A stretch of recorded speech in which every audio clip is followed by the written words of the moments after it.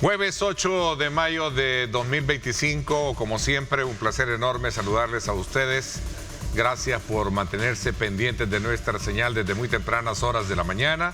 Para nosotros acá en Grupo Megavisión, como siempre, es un placer enorme saludarles, servirles desde luego con la prontitud en cuanto a la misión que tenemos de mantenerlos bien informados y también con presentarles programas de interés y de opinión que les permita a ustedes construir su propia lectura de lo que está ocurriendo. Este día y en el marco de este mes de mayo se está desde luego conmemorando el primer año o ejercicio de esa modalidad, tanto en el trabajo legislativo, con menos representación de diputados, como también menos alcaldías a partir de toda esa reforma administrativa territorial que llevó precisamente a minimizar el número de municipios en nuestro país.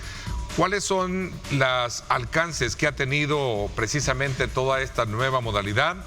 El tema de la centralización versus la autonomía se pone en tela de juicio. Son aspectos elementales que vamos a ponerlos para medir los alcances que ha tenido para beneficio de la población o no este tipo de modalidades. Acompáñenme.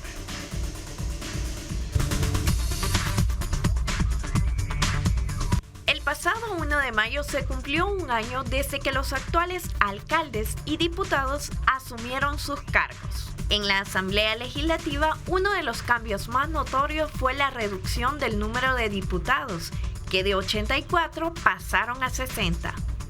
Aún así, el trabajo legislativo no se ha detenido.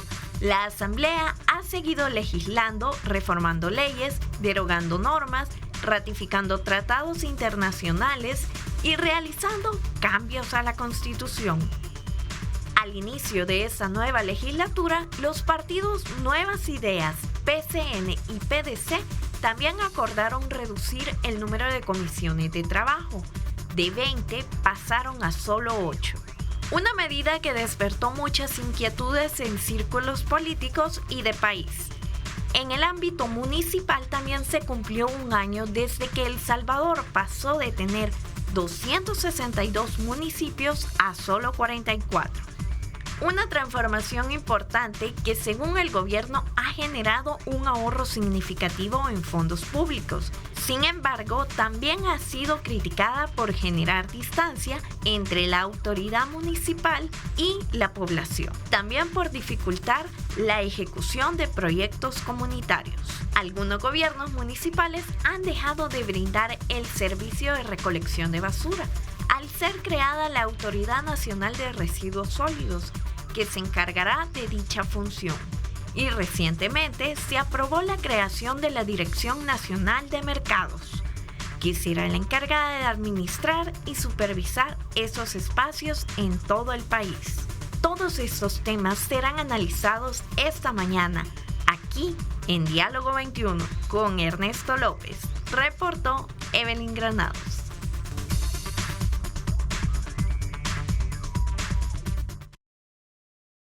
Gracias, Evelyn, por poner en perspectiva esta temática importante que vamos a aprovechar a analizar esta mañana en el marco de estos primeros 12 meses de trabajo que ha tenido, como decía en la presentación del programa, esta nueva modalidad en el ejercicio. Voy a comenzar precisamente con el tema de las alcaldías, que es justo precisamente donde está el primer frente de operaciones y también de salvedades a las necesidades que tiene la población como tal. Para hablar del tema nos acompaña Manuel Someta, abogado de la República. Bienvenida, ¿cómo estás? Ernesto, muchas gracias por la invitación. Pues aquí contento siempre de participar de este espacio y pues plantear más o menos los retos que ha tenido pues este primer año de la nueva legislatura y de las nuevas alcaldías. ¿Qué opina del trabajo de los alcaldes con esta nueva modalidad y sobre todo cuando hablamos de 44? Hay que resaltar en este punto dos elementos bien importantes que incluso lo destacan las encuestas.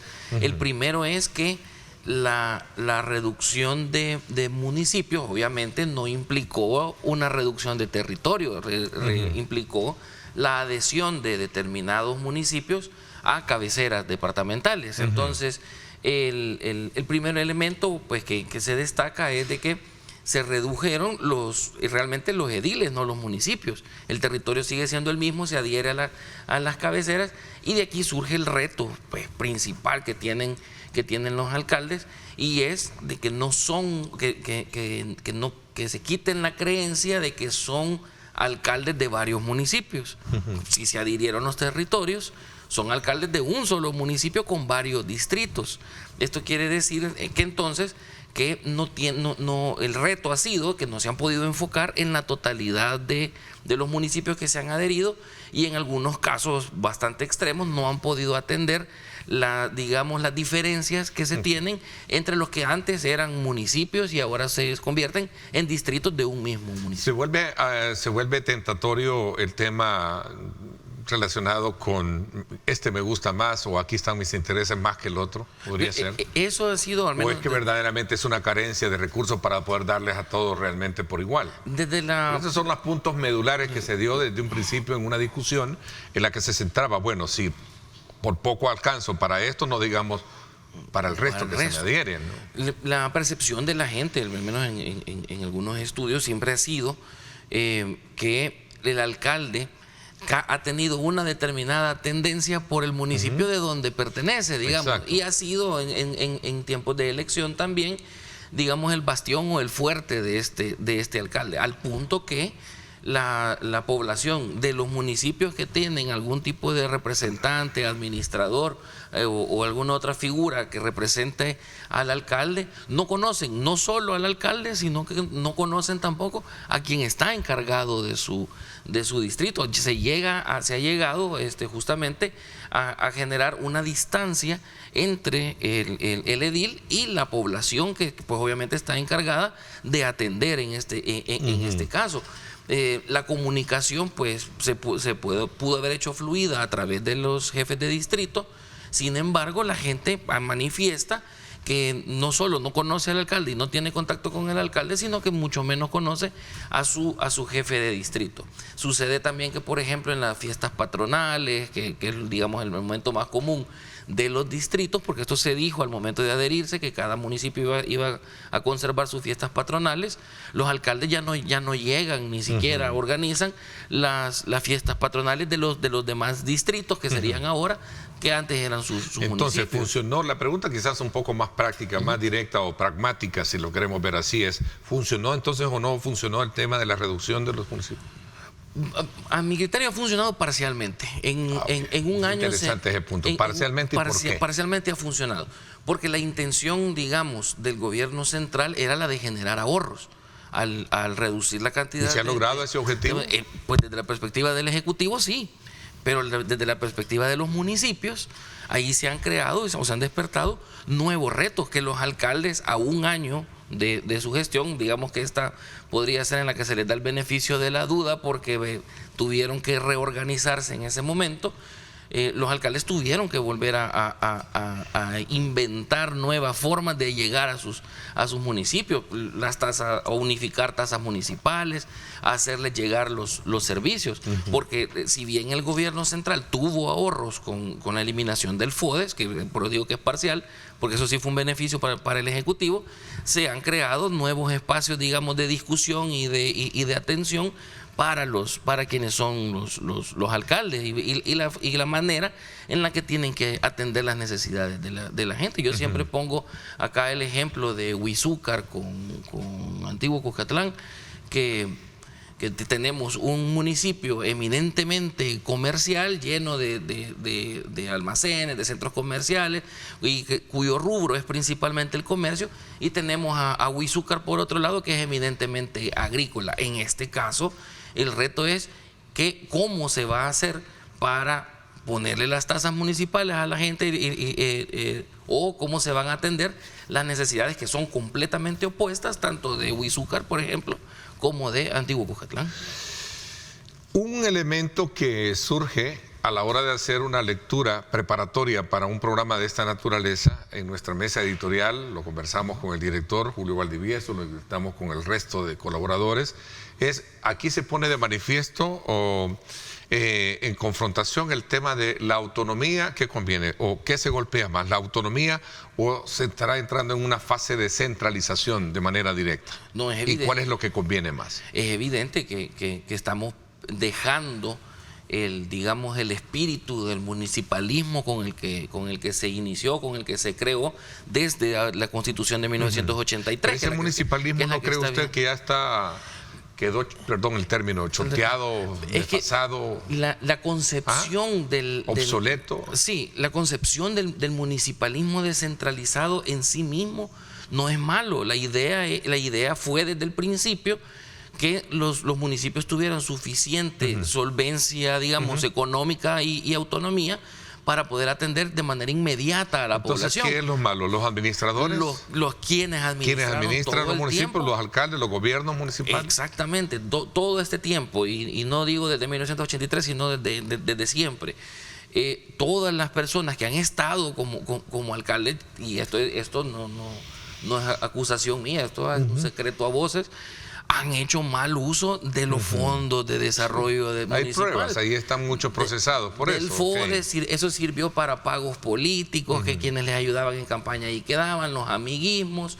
Hubo muchos problemas con los perfiles que se contrataron en las alcaldías. Entonces, era evidente la mala administración, pero por parte de los alcaldes. La concepción de un municipalismo descentralizado era buena, era idónea. Ahora, ante estos graves casos de corrupción y de mala administración que se dio, pues se está procediendo, yo lo he dicho acá y en otros espacios, a una centralización de este municipalismo.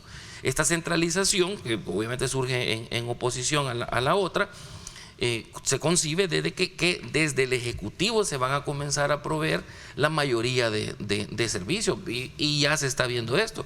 Ya tenemos la recolección de la basura, se acaba de crear la administración de mercados, el registro familiar ahora está pasando paulatinamente al registro de las personas naturales. Y en este desmontada sentido, toda la estructura, si queremos verlo, de organización administrativa y también recaudativa. Claro. Y de recaudación. Y a esto agréguele que se les impone la prohibición de modificar, no vamos a decir incrementar, pero de modificar las tasas. ¿Será, como dice la Academia Jurídica, momento para examinar si constitucionalmente es valedero mantener una figura de esa o cambiar, como dicen ustedes los abogados, el modelo y entrar a una fase más de gobernadores? El momento está dado. Este es el momento, digamos, ¿Usted cree que propicio. para eso vamos? Claro, en este momento se puede reformar la Constitución en 2 sesiones plenarias, se puede reformar. Entonces, si se le eliminan todas las funciones a los alcaldes y se hace la reforma constitucional de que se conviertan en secretarios de municipales. ¿Y qué será mejor, de acuerdo a la misma experticia de la que hablamos? El enfoque del centralismo se enfoca justamente en que los municipios se deben de gobernar por, valga la redundancia, gobernaciones. El de la descentralización es el que habla de alcaldes. Entonces, dependiendo del enfoque que se le dé, yo no puedo decir cuál podría ser bueno o malo, porque un enfoque centralizado bien administrado podría ser bueno, y ya vimos que un enfoque descentralizado mal administrado tampoco lo fue. Hay ejercicios ejemplarizantes, diría yo, que podrían contrastar un poco esas teorías. Sí, claro. De buenas administraciones a malas administraciones. Claro, bueno, de hecho recordemos que en Estados Unidos, por ejemplo, hay alcaldías, pero no hay alcaldes, son gobernadores. Dejemos un poco el tema aquí en el país también. Hay muy buenos. Hay alcaldes buenísimos, hay alcaldes muy buenos. De hecho, hay alcaldes muy bien calificados. Bueno, desde los datos que tenemos nosotros, el alcalde mejor calificado está en Sonsonate.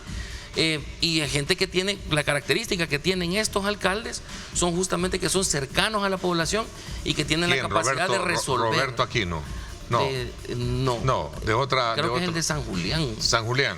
Ajá. Okay. El que antes era de San Julián, pero ahora se quedó ahora con la zona. Entonces, bueno, tienes a Milagro Nava también, doña Milagro, ¿no? Que ella también ha estado ahí desde ya hace un montón de años. Pero ¿cuál es la característica? Que los métodos evaluativos le dan a ella ponderación para estar ahí, ¿no? Entonces, veamos cuáles son, digamos, las claves del éxito. ¿Por qué la gente los prefiere a ellos? Por la cercanía que tiene con la población en el sentido de la comunicación, comprende los problemas de su población, y porque tiene, hasta este punto ha tenido la capacidad de resolverles con cierta inmediatez los problemas a su población. Gabriel Serrano es el de San Julián. De Julián, correcto. Sí, de acuerdo. 7:17. Seguimos con este tema y vamos a irnos a la Asamblea Legislativa también. Un año, ¿no? Pasar de, ¿qué? Ahora otra reducción de reducción de 80 a 60. Sí. Y ahí tiene pues otro tipo de retos. Vean. Recordemos que con 84 vamos a hablar de diputados. eso cuando regresemos. 7:17. Quédese con nosotros, regresamos.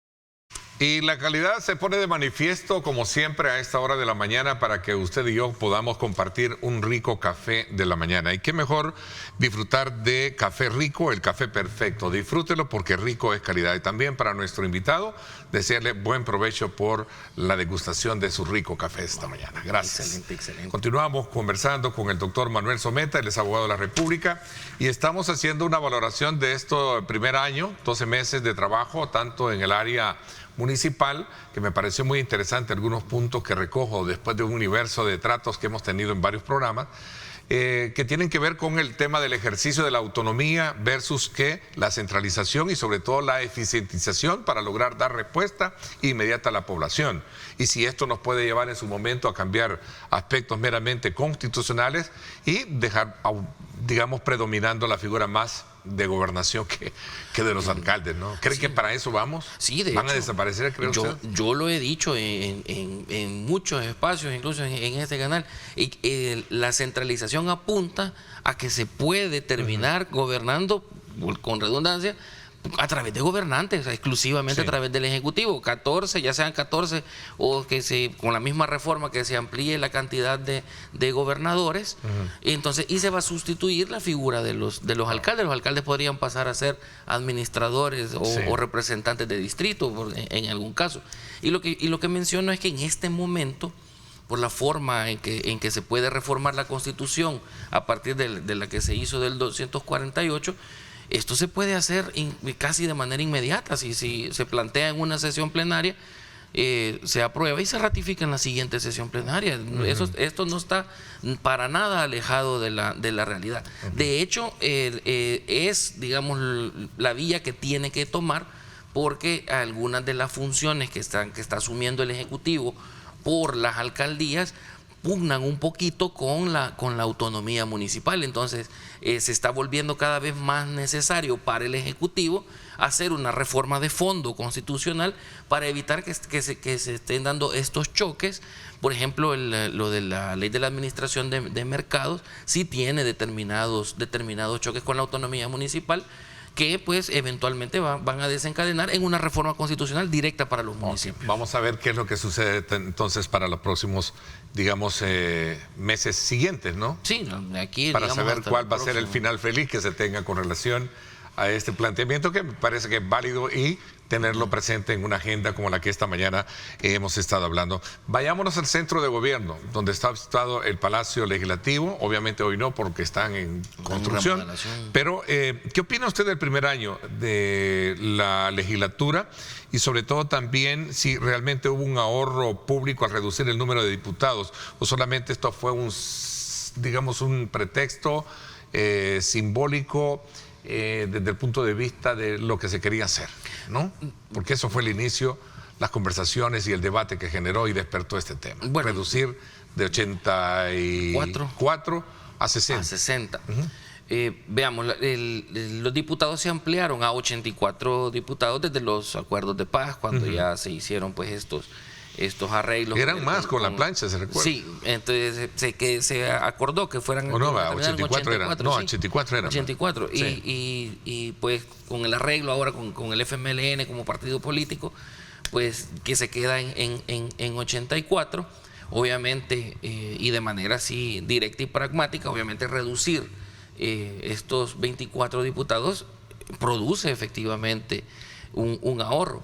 Pero más que el ahorro en dinero que se podría tener con la reducción de diputados, lo que cabe resaltar con esta reducción es la acumulación que se hace de poder dentro de los restantes 60. Y aquí no me voy a referir a fracciones, porque la reforma va a quedar. Pueden cambiar las fracciones y le faltan 2 años para la próxima elección. Y si cambia esta configuración de cómo está actualmente, el poder queda más concentrado por ser menos diputados. Ese es, digamos, el elemento fundamental a resaltar de esta reducción, más que el ahorro, porque solo son 24 diputados.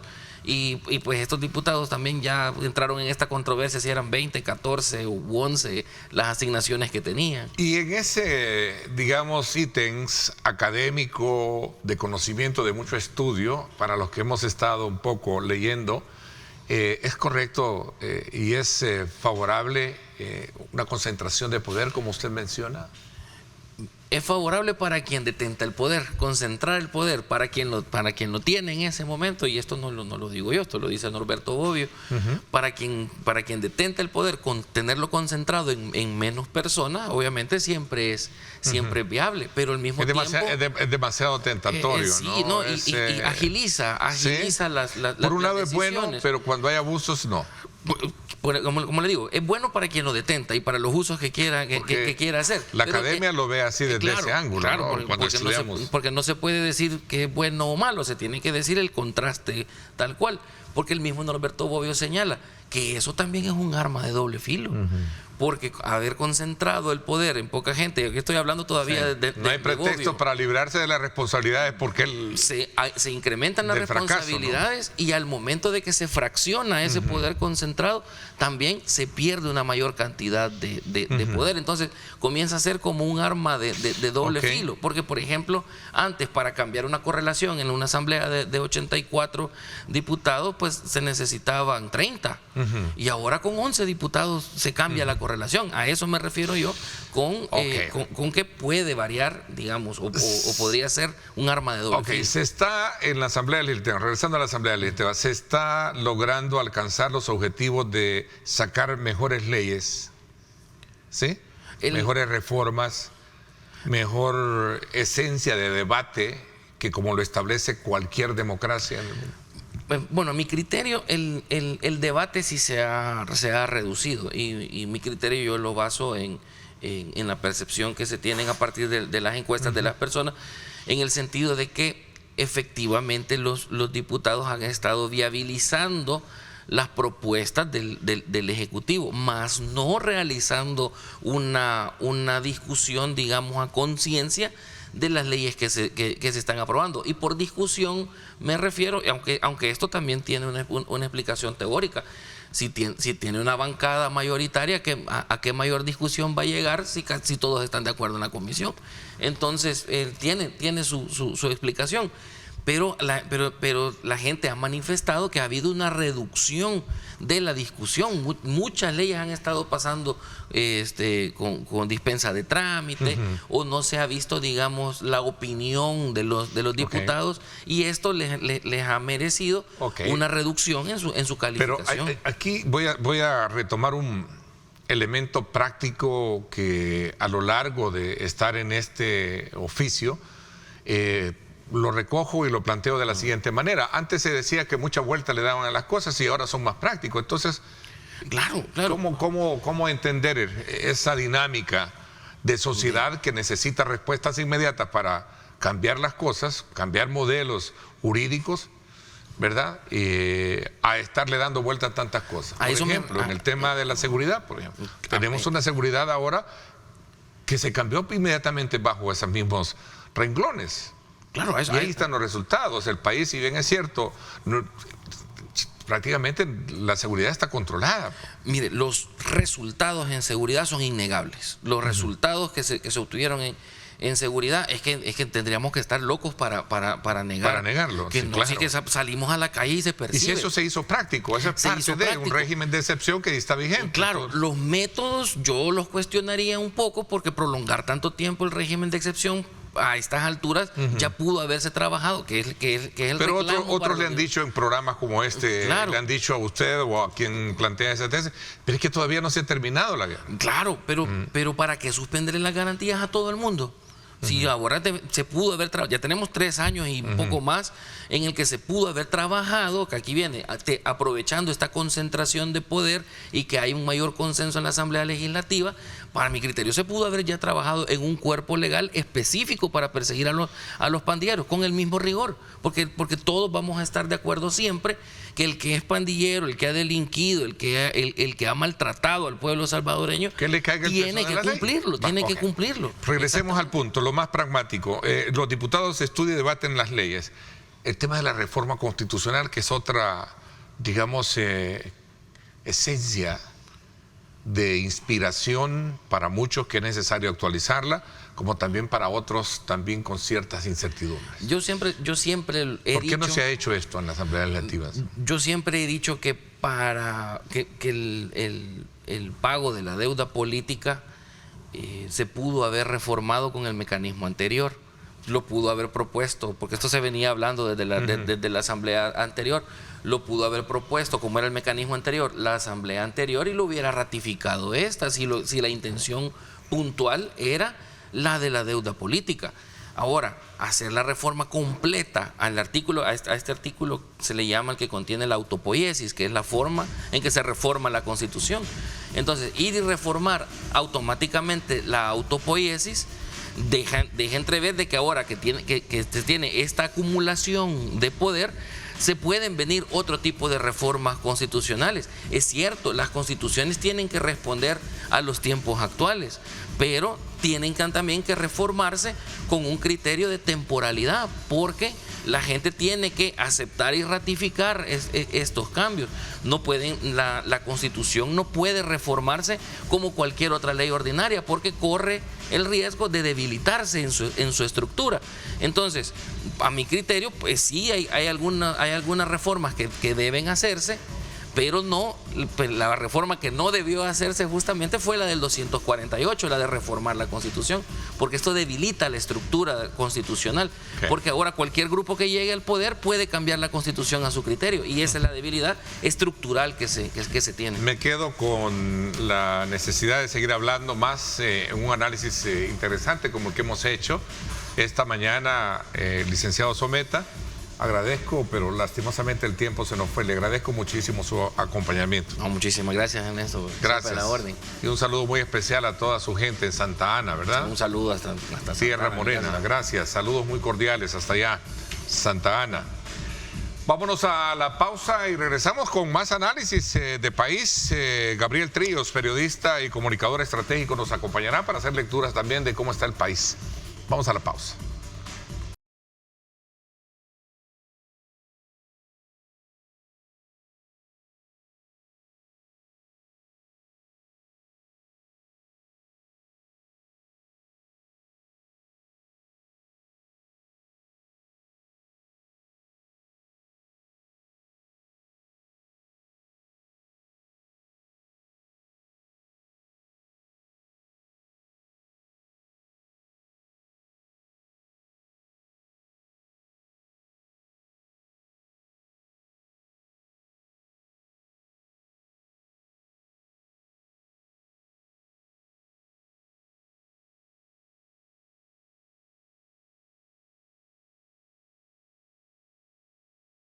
Esta segunda parte para hacer análisis de país, una coyuntura nacional con nuestro invitado Gabriel Tríos, periodista y comunicador estratégico. Gabriel, buen provecho y gracias por acompañarnos. Gracias a ti, Neto, por la invitación. Gracias, siempre es un gusto estar acá contigo y con la audiencia de Canal 21.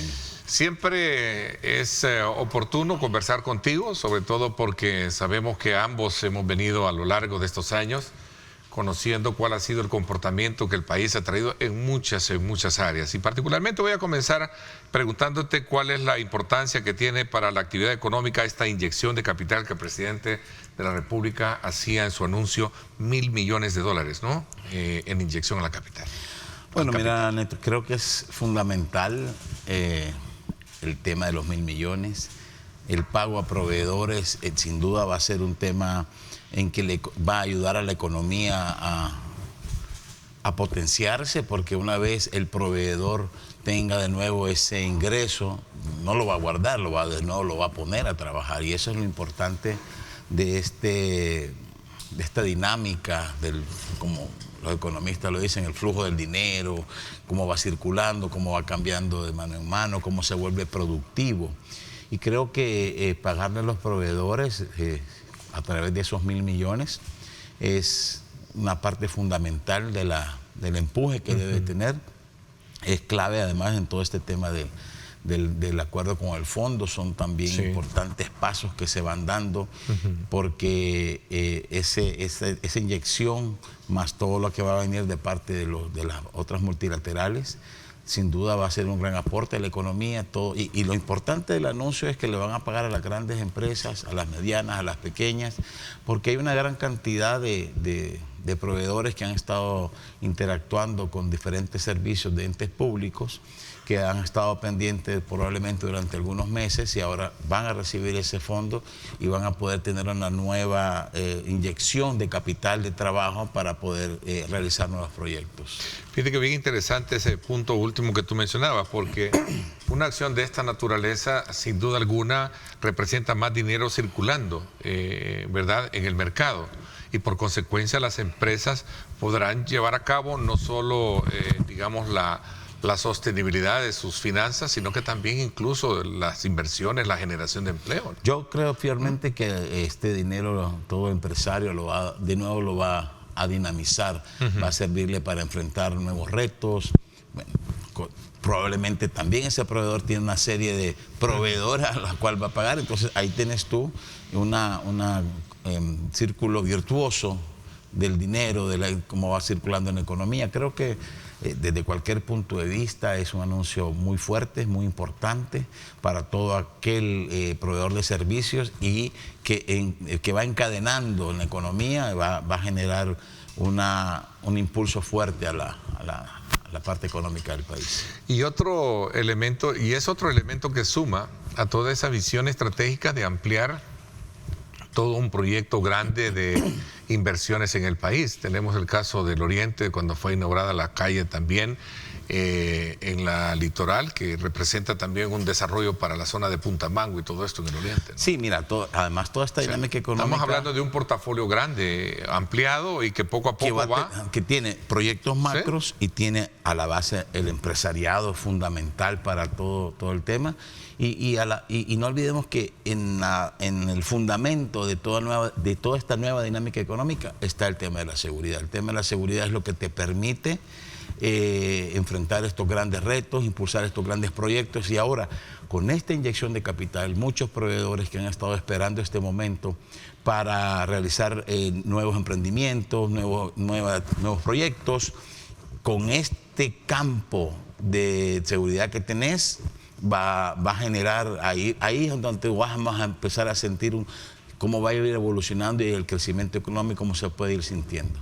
Ahora, sin duda alguna, también el acompañamiento de obras habla, por ejemplo, el caso del oriente del país, el aeropuerto, ¿no?, del Pacífico, Punta Mango, todo el desarrollo que también se está haciendo hicieron aquí en el sector del litoral, también aquí en La Libertad, que se están ampliando carreteras, ¿verdad?, y otros aspectos que están ahí pendientes. Además, o sea, la infraestructura además va interconectada con otra área muy potente de la economía, que es el turismo. Ahora, el turismo es un sector que está despegando, se está fortaleciendo, se está robusteciendo y de nuevo todo como han retomado muchos turicentros, la dinámica del turismo interno ha crecido muchísimo también, además de la gran cantidad de gente que está viniendo al país a través del surf, a través de torneos de ciclismo, porque quieren visitar el país, porque quieren ver El Salvador cómo está ahora, después de ser la capital de los homicidios, cómo está ahora, cambiando en todo sentido. El presidente ha sido enfático en destacar que esto no se pudo haber logrado, tal y como tú lo apuntabas en tu intervención, si no hubiese sido cambiar un poco ese efecto negativo que golpeaba fuertemente no solo la economía, sino que la moral misma de la población, que era el tema de la inseguridad. No, es que no había manera, Neto, no había manera de hacer nada. Y te voy a decir, como tú decías al principio, tú y yo tenemos muchos años en esto, Yo estuve 28 años en medio, más de 15 dirigí uno de los medios grandes del país y yo no vi un plan de seguridad que funcionara. Y te digo que vimos planes de planes. Me acuerdo que fuimos a haber habido muchas reuniones, muchos planes, les ponían diferentes nombres. Trajeron, me acuerdo que a un exalcalde de Nueva York que cobró millones de dólares por un plan que tampoco pudo implementar, que no sirvió. Es decir, hasta ahora tenemos una seguridad, un plan que funcione, y te digo, con convicción ciudadana. Después de 40 años que este país ha vivido bajo diferentes momentos cruentos, la guerra, la posguerra, la época de las maras, y tener, digamos, 2 años de paz social, porque digamos que el primer año del régimen de excepción y el plan control territorial fue de la guerra intensa con este tema de las pandillas. Pero al día de hoy, yo te puedo decir, y lo que vemos, están los datos, ahí está la cifra, ahí está el país, ahí está la dinámica. No hay nada que pueda opacar los resultados de este plan de seguridad. Ahora, basados en esto, que todavía incluso falta algunos tramos por recorrer, porque todavía hay reductos de maras, todavía el pandillero puede volver a salir a la ciudad, a su colonia. Algunos tienen condenas no tan grandes, pero vivimos un momento en que ahora la economía, sobre un plan de seguridad que funcionó y que ahí tenés los resultados, yo creo que cualquiera los puede ver, Neto. Yo creo que no hace falta ser un experto en seguridad para darte cuenta del cambio que significa de vidas salvadas. Imagínate cuántas vidas se han salvado. Si teníamos homicidios como 5.000 al año, 4.000 en otros años. La vez pasada escuchaba a la ministra de Vivienda hablar de 11.000 casas recuperadas. 11.000 casas recuperadas. Y que están revitalizando, porque ellos están dando créditos para que esa gente que recuperó su vivienda, que era su vivienda del que fueron expulsados por estos criminales, fueron recuperados. ¿Cuánto presupuesto de salud se está ahorrando para no atender el tema de la violencia? ¿Cuánto presupuesto de educación se está dedicando? Hay un estudio, fíjate que hablando y regresando al tema de la economía, ¿no? Que es el que nos permitió abrir un poco esta lectura primaria en el programa. Hay un estudio que presentó y elaboró, si no me equivoco, una organización privada financiera, y hablaba del tema de cómo a partir de este nuevo escenario muchos pequeños negocios han logrado activarse, ¿verdad? Tomando como punto de referencia las condiciones que antes no habían y que ahora permiten muchos en colonias abrir sus negocios. Bueno, pues cosa muy interesante. Toma en cuenta todos los negocios que tuvieron que cerrar por el tema de las extorsiones. Recuerdo que se escribieron y se hicieron muchísimos reportajes amplios sobre tiendas que cerraban porque no soportaban el peso de las extorsiones. ¿Y qué pasaba? Si no pagaban las extorsiones, y sucedió en muchísimos casos, no pagaron la extorsión y fueron asesinados o el padre o la madre o el hijo de esa familia. Entonces, ahora, claro, en un esquema distinto que vos podés volver a abrir tu negocio, porque la microempresa es fundamental en la dinámica económica. El comercio, la tienda, una empresa pequeña con 1, 2, 3, 4, 5 empleados. Yo creo que esa base de la dinámica, y es lo que permite. Y si tú te acordás, Neto, de los estudios que hicieron en su momento algunos de los tanques de pensamiento, hablaban que por cada porcentaje índice de homicidio que se bajara, se iba a aumentar la economía en 2 puntos. No es automático, pero ahora estás viendo que con un plan seguro, con una base sólida, ahora sí la dinámica económica puede comenzar a crecer. Y sin duda alguna, lo que planteaba el presidente de la República es una estrategia que busca estimular el consumo y las ventas dentro de sectores que han estado letargados, lentos. Con esta inyección de 1.000 millones, va a haber un cambio importante. Sin duda alguna. ¿Cuáles son otros temas que vamos a abordar y que me gustaría tratarlos contigo para ver cómo examinas el país actualmente? Voy a hacer una pausa y regresamos con más. 7:45. Gracias por estar con nosotros. Regresamos.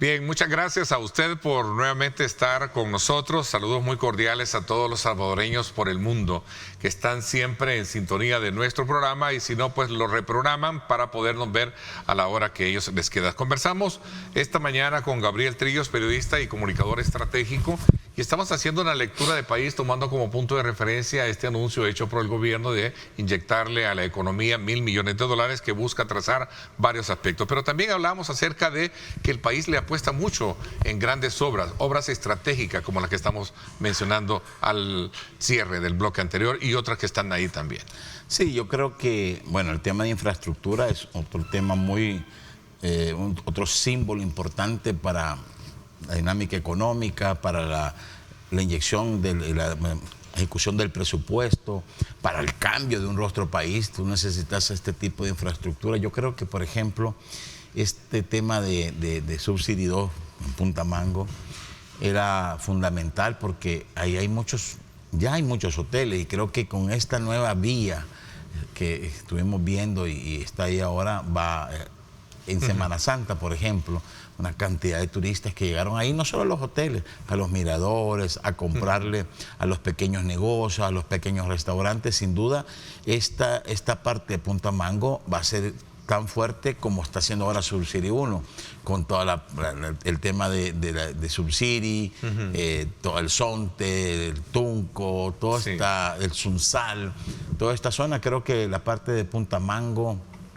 Cuco, o el Cuco, bueno, ahí los migueleños, el Cuco, ellos tienen su tema ahí. Creo que ahí, con la belleza de esa playa, puede venir otra inyección importante de infraestructura hotelera, por ejemplo, ya que en el tema de turismo la infraestructura hotelera es fundamental y ahí hace falta otro impulso. Por ejemplo, en la Costa del Sol, estuve informándome y hay una gran cantidad de proyectos también de torres, viviendas que viene ahí, que también va a ser importante. Creo que esta infraestructura... Y para eso está toda la logística de carreteras y todo eso que está haciendo. Es importante. Mira, las carreteras dinamizan la economía desde el punto de vista del turismo, y dos, desde el punto de vista del comercio.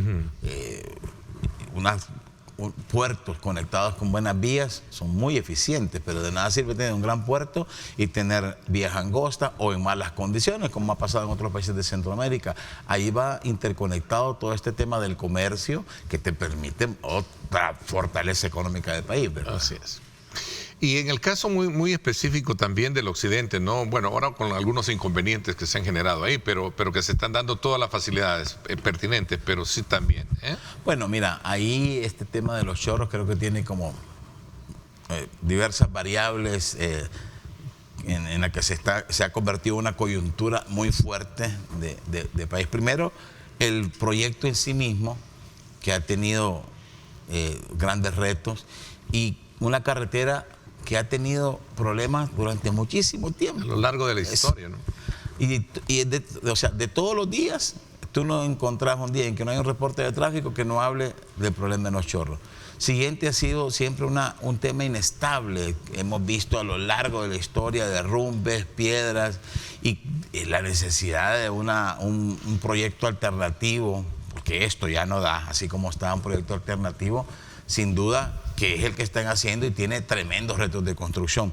Segundo, tiene un tema social ahí fuerte, ahora con las medidas de contingencia que se tomaron con el tema del transporte público, que nos ha llevado a toda esta discusión, pero una medida de contingencia sobre la gratuidad era importante también. O sea, en el tema económico he escuchado muchísimas declaraciones de los pasajeros haciendo un cálculo sobre la semana que se pueden ahorrar en transporte público, y también una cantidad porque la gente es muy creativa, ¿no? La cantidad de memes que se han hecho sobre gente que se va de paseo con la gratuidad del bus. Yo creo que la gente tiene diferentes formas de tomárselo, pero es una medida de contingencia importante que además, en una coyuntura en la que estábamos con una vía principal tan complicada, era necesario tener unas medidas de apoyo, por un lado, de parte del gobierno, y segundo, acá, que la empresa privada mostrara un poco de solidaridad con los trabajadores y con un poco de modernidad, en el sentido de que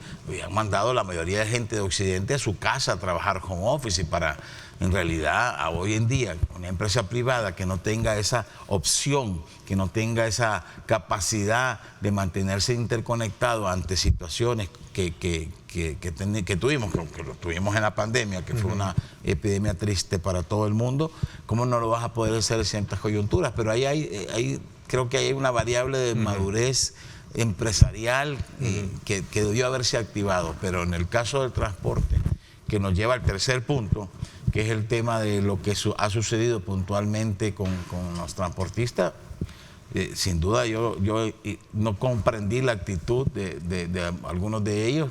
Creo, es un punto personal y lo he visto durante muchísimo tiempo, creo que han hecho y deshecho durante mucho tiempo los señores del transporte público, y en esta ocasión, en esta coyuntura en que necesitaba solidaridad, en la que le habían pagado el subsidio por completo y que ellos mismos habían dicho que les pagaron el subsidio por primera vez en la historia, y que le estabas diciendo la gratuidad y que les pagaste el lunes mismo los 12 millones, que entonces es un poco incomprensible la actitud que tomaron algunos de ellos, que están en la situación en la que están ahora, pero creo que era un momento fundamental para ser solidario, y encima te iban a pagar, y se vieron una cantidad de denuncias sobre señores conductores que no paraban, que no tenían sentido, que pasaban con las puertas cerradas. Entonces, en realidad yo no comprendo la actitud que tomó este sector, alguna parte del sector, vamos a decirlo claro, alguna parte del sector, porque muchos sí pusieron a disposición, muchos conductores o motoristas pues salieron, algunos no quisieron, eso he escuchado, pero era un momento crítico para actuar con mucha voluntad, y encima te estaban cubriendo, te estaban dando la compensación económica que te iba a cubrir los gastos de esa semana. Entonces es un poco incomprensible la actitud que tomaron muchos de ellos. Que no había pretexto para quedar guardadas las unidades si se les estaba pagando, ¿me quieres decir? Pues sí, en realidad, ¿cuál era el argumento en realidad? No entendí cuál era lo que ellos estaban diciendo, porque, o sea, no entendí por qué no quisieron salir, en realidad.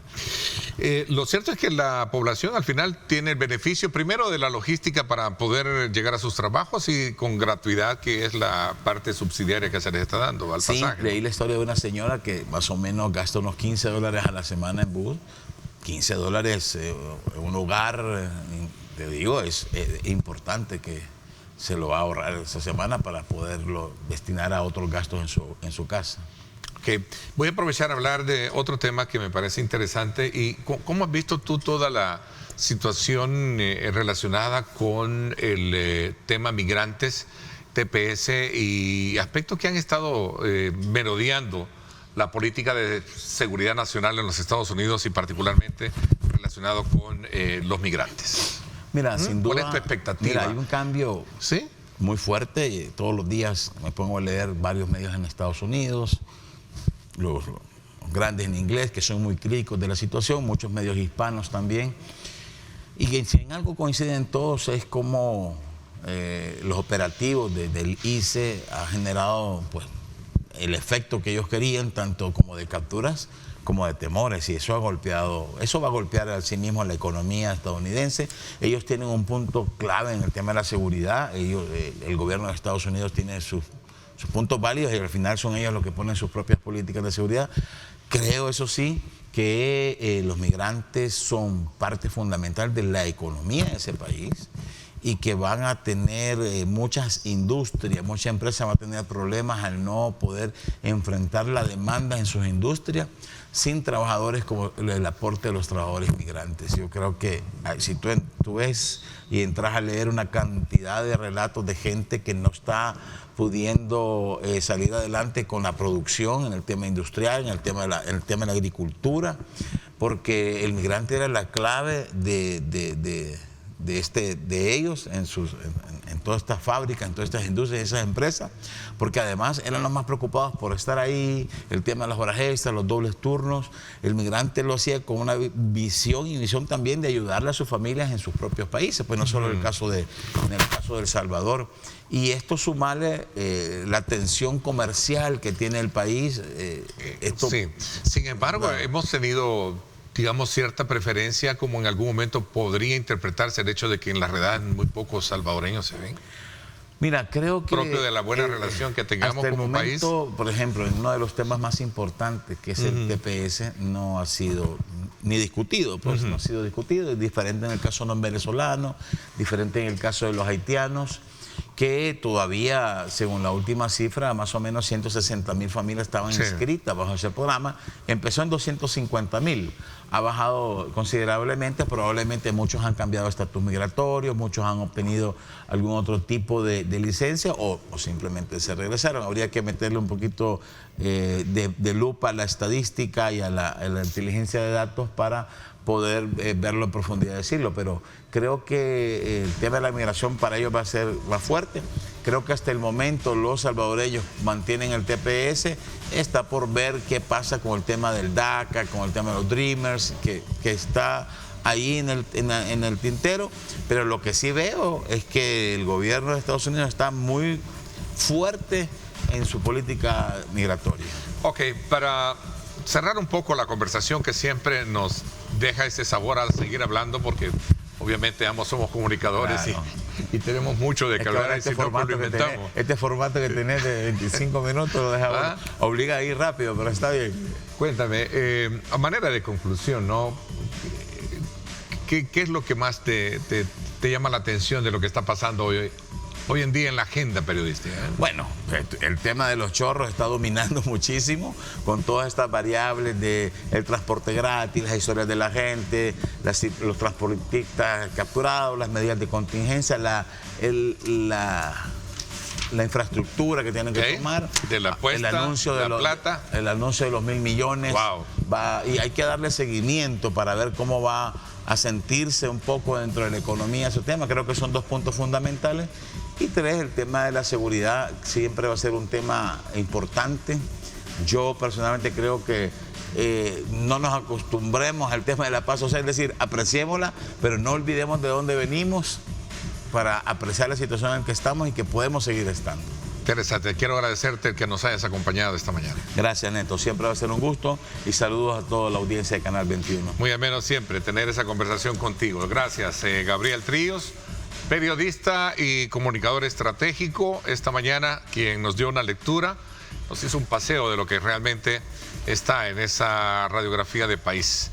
Por mi parte, esto es todo por hoy. Los invito a que levanten ánimo. Vamos a ver esa alegría que siempre nos trae también arriba mi gente con todos los talentos que vienen cargados, pero cargados de mucha energía para compartirla con ustedes. Por mi parte, esto es todo por hoy. Pásenla bien y como siempre recuerden lo más importante, amar a Dios sobre todas las cosas.